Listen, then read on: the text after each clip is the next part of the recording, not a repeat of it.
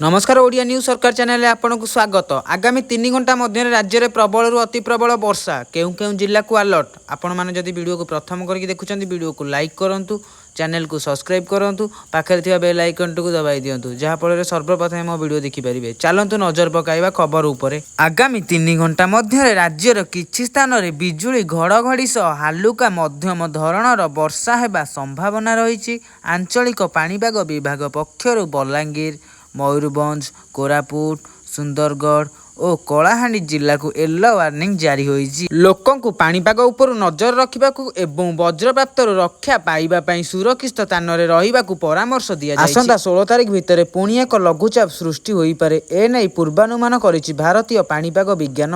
अन्यपटे राज्य रे एबे वर्षा कमिछि। आसंता 2 दिन राज्य रे कांभा अल्प वर्षा होई पारे। 13 और 14 तारिख रे अधिकांश स्थान रे लघुचाप जनित वर्षा होई पारे। 15 रु वर्षा कमिबो। 20 और 22 रु खरा और ताती बढ़िबो आकलन करिसेंती भारतीय पाणीपाग विज्ञान।